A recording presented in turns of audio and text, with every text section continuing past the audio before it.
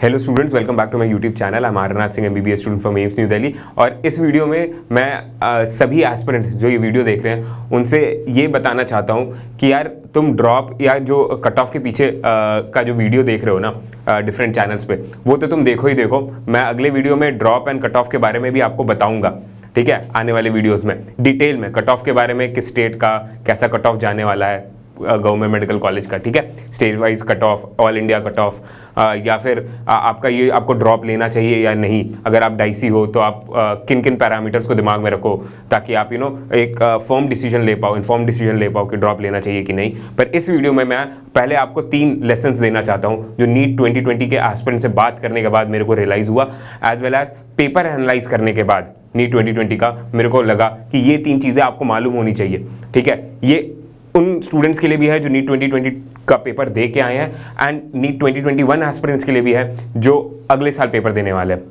तो यार पहली चीज़ जो है जो मैं आपको बताना चाहता हूँ, लेट रियलाइजेशन। ये है क्या? पहली चीज़ लेट रियलाइजेशन।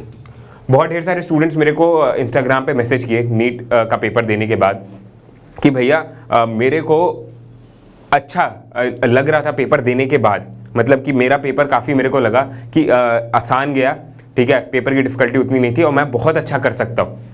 पर मैं जब आंसर की से मैच की, जो प्रोविजनल आंसर की आ गई है, और उससे मेरे को ये रियलाइज़ हुआ कि यार मेरा जो है ना स्कोर बहुत कम आ रहा है, उतना नहीं आ रहा है जितना मैं सोच रहा था कि आना चाहिए था, राइट। और इसका रीज़न जब मैंने स्टूडेंट से पूछा ना, क्योंकि बहुत ढेर सारे ऐसे स्टूडेंट्स थे जिनको लग रहा था कि एग्जाम हॉल के बाहर तो यार फोड़ के आए हैं पेपर, पर जब आंसर की से चेक किया तो बहुत ढेर सारे उन्हें मिस्टेक्स मिले अपने, ठीक। तो उनसे मैंने पूछा कि ऐसा क्या कॉज था तुम्हारा। तो कई स्टूडेंट्स ने ये बताया यार कि उन्होंने बहुत लेट रियलाइज़ किया कि वो अपने पोटेंशियल को टैप कर सकते हैं और नीट में अच्छा कर सकते हैं। बहुत लेट रियलाइजेशन था उनका। Late realisation in the sense उनको ये इस बात का एहसास बहुत देर से हुआ कि यार बोर्ड्स हो गया है, ठीक है, बोर्ड्स का कोई फ़र्क नहीं पड़ने वाला है, नीट के लिए मैं पूरी जी जान से मेहनत करूं, ठीक है, और अच्छा स्कोर लाऊं।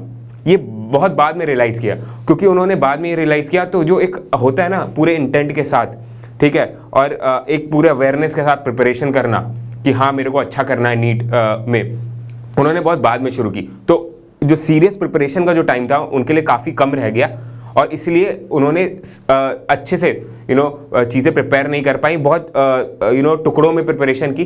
तो पेपर देते वक्त तो उन्हें लगा कि यार हाँ ये क्वेश्चन भी पढ़ा हुआ है, ये वाला भी क्वेश्चन पढ़ा हुआ है, ये सारी चीज़ें मेरे को आ रही है। पर जब आंसर की से मैच किया तो उन्हें लगा कि यार नहीं, मेरी इन्फॉर्मेशन इनकम्प्लीट थी, कुछ न कुछ कोई फैक्टर्स थे जिनको मैंने इग्नोर किया अपने प्रिपरेशन में, जिसके वजह से मेरा जो है आंसर की से मैच करने के बाद स्कोर बहुत कम आ रहा है। उनके पास इन्फॉर्मेशन का लैक्यूने था। ये इन्फॉर्मेशन का लैक्यूने इसलिए था क्योंकि उनका सीरियसली जो प्रिपरेशन का जो टाइम था ना वो बहुत कम था, और ये सीरियस प्रिपरेशन का जो टाइम था वो इसलिए कम था क्योंकि उन्होंने बहुत लेट से रियलाइज़ किया कि भाई अब मेरे को ना फोड़ के नीट का प्रिपरेशन करनी चाहिए। तो मैं ये चाहता हूँ यार, जितने भी मेरे एस्पिरेंट्स देख रहे हैं नीट 2021 देना चाह रहे हैं, कि यार अभी से रियलाइज़ कर लो ये बात, ठीक, कि तुम अच्छा कर सकते हो नीट 2021 में, और सीरियस प्रिपरेशन शुरू करो, ठीक है। बस ऐसा होता क्या है ना यार स्टूडेंट्स की, हम लोग को लगता है स्टार्टिंग में बहुत चिल रहते हैं प्रिपरेशन को लेके, ठीक है नीट 2021 देना है, चलो आराम से प्रिपेयर कर रहे हैं। कभी ना कभी किसी दिन कोई हम लोग को मोटिवेट कर देता है, या पेरेंट्स की बात या टीचर्स की बात सुन के हमें लगता है कि नहीं यार अब लाइफ में कुछ अच्छा करना है तो सीरियसली प्रिपेयर करना चाहिए, सिंसियरली प्रिपेयर करना चाहिए, डेडिकेशन कमिटमेंट के साथ प्रिपेयर करना चाहिए। उस दिन से आपकी एक्चुअल प्रिपरेशन शुरू होती है, और इसी को कहते हैं लेट रियलाइजेशन।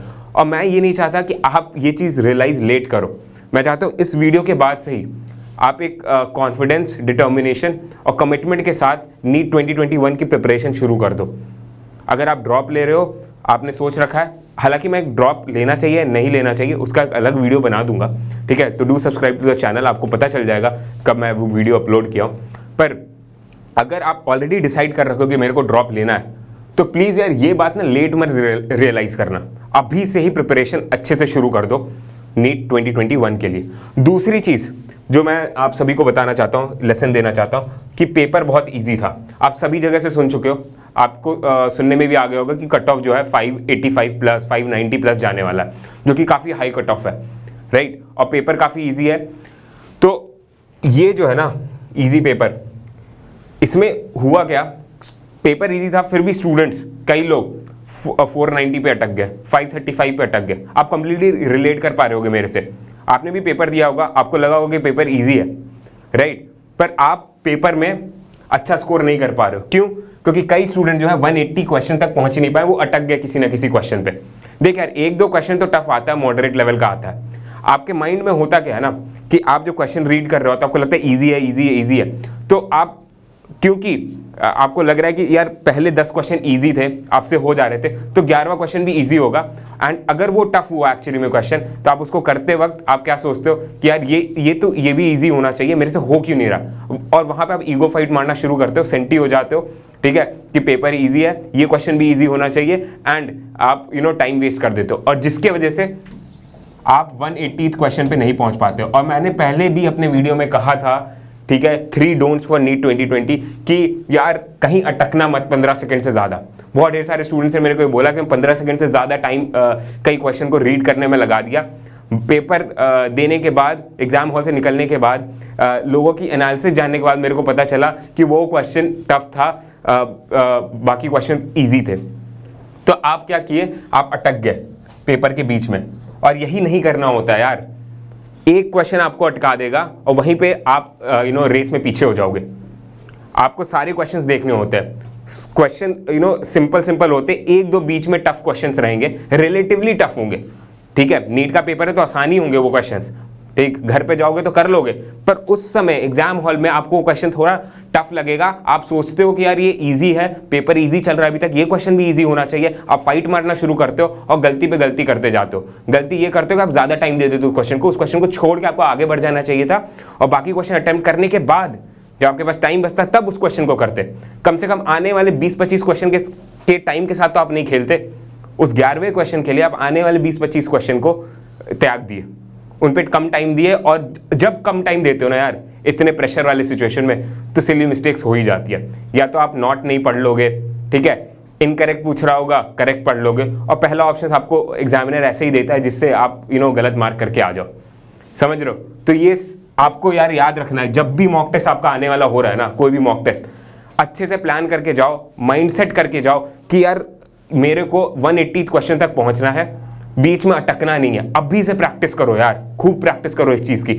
अगर तुम घर पे क्वेश्चंस भी लगा रहे हो ना, और तुमने डिसाइड किया कि 50 क्वेश्चन मेरे को करना है, ठीक है, टाइमर लगाओ 50 क्वेश्चन के लिए 50 मिनट, और बीच में अटको मत, पूरे 50वें क्वेश्चन तक पहुंचना। जो क्वेश्चन तुम्हें लग रहा है कि टफ है, तुमसे उस समय नहीं हो पा रहा, तुम रिकॉल नहीं कर पा रहे हो उस क्वेश्चन के इन्फॉर्मेशन को जिससे वो क्वेश्चन सॉल्व होगा, फॉर्मूला नहीं रिकॉल कर पा रहे, फैक्ट्स नहीं रिकॉल कर पा रहे हो, छोड़ दो उस क्वेश्चन को उस समय के लिए, उस पर अटको मत, फाइट मत मारो, ये हैबिट डाल लो।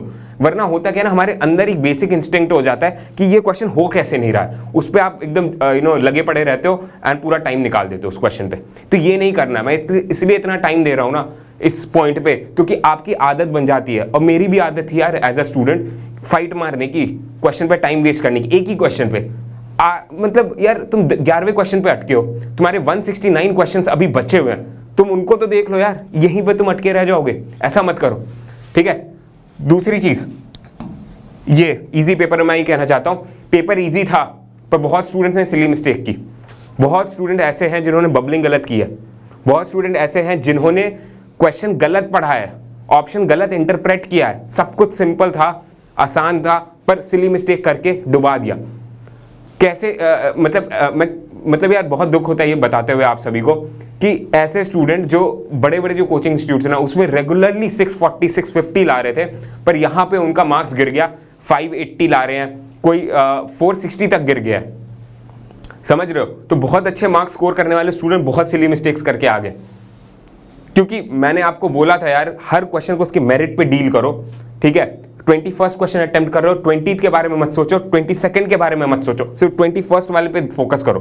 पर नहीं, कई स्टूडेंट्स ने क्या गलती की, जब 21st क्वेश्चन भी कर रहे थे तो थोड़ा उनका दिमाग ना, उनका अटेंशन जो है 20th क्वेश्चन पे भी पड़ा हुआ था, और थोड़ा अटेंशन उनका 22nd क्वेश्चन पे था कि यार आने वाला क्वेश्चन कैसा होगा, ये वाला क्वेश्चन तो मेरे से हो जा रहा है, आने वाला कैसा होगा, 20th क्वेश्चन मेरे से नहीं हुआ, 21 वाला तो करना है। तो इस कश्मकश में अटक के ना वो क्वेश्चन कहीं ना कहीं गलत रीड करते, कुछ ना कुछ सिली मिस्टेक कर देते। SI यूनिट, CGS यूनिट अच्छे से नहीं पढ़ रहे थे ऑप्शंस को, और ना क्वेश्चंस को अच्छे से पढ़ा। तो ये भी आपका इजी पेपर होने के बावजूद आपका कम स्कोर लाने का रीजन है। पहला स्टक होना, दूसरा सिली मिस्टेक करना। और तीसरी चीज़ जो मैं कहना चाहता हूँ यार, एक्यूरेसी बहुत मायने रख रही नीट के पेपर में, ठीक है। पेपर आसान ही आने वाला है, आप जान रहे हो। 2 साल एनटीए ने ये आपसे कम्युनिकेट कर दिया। 2019 का पेपर भी आसान था, कट ऑफ आपने देखा था 2018 कंपैरिजन में कितना ज़्यादा हो गया था। और 2019 के पेपर में आपने देखा कितने ढेर सारे स्टूडेंट्स ऐसे थे जिनका 2018 में सिलेक्शन नहीं हुआ था, ठीक है, स्कोर कम आया था। 2019 में उनका 2018 के कंपैरिजन में 20 मार्क्स ज़्यादा आए, फिर भी उनकी रैंक जो है ना 2000 पीछे चली गई। तुम सोच लो कितना टफ कंपटीशन था। टफ कंपटीशन इसलिए था, पेपर आसान है। पेपर जब आसान होता है ना, एक्यूरेसी सबसे ज़्यादा मायने रखती है, और एक्यूरेसी तुम्हारे सिली मिस्टेक्स पे भी डिपेंडेंट होती है, और तुम अटक रहे हो कि नहीं पेपर में, उस पर भी डिपेंडेंट होती है। तो प्लीज़ अपने एक्यूरेसी पे वर्क करो यार। टफ क्वेश्चंस बहुत लगाने की जरूरत नहीं है, इजी क्वेश्चंस आप लगा रहे हो, लगाते चलो उनको, ठीक है, टाइमर के साथ, ठीक है। एग्जाम हॉल कंडीशन को सिमुलेट करते हुए क्वेश्चन प्रैक्टिस आपको करना है। आज से प्रैक्टिस करना शुरू करो। थ्योरी आपको आती है, टेंशन मत लो। क्वेश्चन प्रैक्टिस में कहीं ना कहीं आप चूक गए होंगे, जिसके वजह से आप एक्यूरेसी नहीं मेंटेन कर पाए, और आप गलती पे गलती करते आए एक आसान पेपर में, जिसकी वजह से आपका स्कोर कम आ रहा है। तो ये दूसरा लेसन था जो डिटेल में मैंने आपको बताया। और तीसरी चीज़ है सिलेबस इनकम्प्लीट होना। यार थ्योरी प्रैक्टिस के टर्म्स में या फिर थ्योरी के टर्म्स में या क्वेश्चन प्रैक्टिस के टर्म्स में सिलेबस कई स्टूडेंट्स का इनकम्प्लीट रहा, इतना एक्स्ट्रा टाइम मिलने के बाद भी। इससे आपको क्या पता चलता है यार, नीट 2021 वालों, मैं ये कहना चाहता हूँ, it is never too late. लोग कहते हैं ना, मैं कह रहा हूँ it is never too early. आपको लग रहा होगा कि आप नीट 2020 के लिए पढ़ रखे हो, आप ड्रॉप ले रहे हो, नीट 2021 तो 7 महीने बाद है, चलो मैं 3 महीने बाद शुरू करूंगा अपना सीरियस प्रिपरेशन, और मेरा सिलेबस तो कंप्लीट हो रखा है। नहीं भाई, तुम्हारा अगर नीट 2020 में मार्क्स कम आ रहा है तो कहीं ना कहीं तुम्हारा सिलेबस इनकम्प्लीट है भाई। ये जो तुम्हारा परसेप्शन है ना, फॉल्स परसेप्शन, ठीक है, जो तुम इस फॉल्स ट्रूथ की दुनिया में रह रहे हो कि तुम्हारा सिलेबस कंप्लीट हो रखा है, उससे बाहर आओ। तुम अच्छा परफॉर्म नहीं किए हो नीट 2020 में, ठीक है, ये बात एक्सेप्ट करो, और अपनी वीक एरियाज को देखो, क्यों नहीं अच्छा परफॉर्म कर पाए। अच्छा परफॉर्म नहीं कर पाए तो इसलिए तो 2021 में तुम ड्रॉप लेके जा रहे हो, क्योंकि तुम्हारा सिलेबस कहीं ना कहीं इनकम्प्लीट था। और इनकम्प्लीट इन द सेंस, या तो आपके थ्योरी में कॉन्सेप्ट्स इनकम्प्लीट थे, आपको फॉर्मूला की अंडरस्टैंडिंग नहीं थी, फॉर्मूला कैसे अप्लाई करना है इसकी अंडरस्टैंडिंग नहीं थी, या फिर आपने अच्छे से क्वेश्चन प्रैक्टिस नहीं किया था। Enough number of questions her chapter से आपने प्रैक्टिस नहीं किया था, जिसके वजह से आप एक इजी पेपर होते हुए भी कम स्कोर कर रहे हो, एंड एकदम रायता फैला के आ गए आप अपने पेपर में। तो ये 3 चीज़ों को मैंने डिटेल में आपको समझा दिया। इन बातों का ध्यान रखिएगा यार अपने नीट 2021 प्रिपरेशन में। ये 3 लेसन्स को आपको ज़रूर से ध्यान रखना है। एंड ड्रॉप करना चाहिए नहीं करना चाहिए उस पर अलग से मैं वीडियो बना दूंगा। कट ऑफ क्या होने वाली है डिफरेंट स्टेट्स की मेडिकल कॉलेज में, स्पेशली गवर्नमेंट मेडिकल कॉलेजेस के लिए, वो उसके लिए भी मैं अलग से वीडियो बना दूंगा। टेलीग्राम चैनल मेरा इमसोनियन ARS चैनल का लिंक जो है डिस्क्रिप्शन में दे रखा है, आप ज्वाइन कर सकते हो। वहाँ पे मैं कट ऑफ का PDF भी डाल दूंगा, ठीक है, एक्सेल शीट के फॉर्मेट में, कि किस कॉलेज का ऑल इंडिया कोटे से, स्टेट कोटे से, अनरिजर्व कैटेगरी में, ST SC या OBC कैटेगरी में किस मार्क्स पे सीट मिल जाती है, क्या कट ऑफ रहा है, ठीक है। So all the best guys, keep hustling. इन बातों का जरूर ध्यान रखिएगा।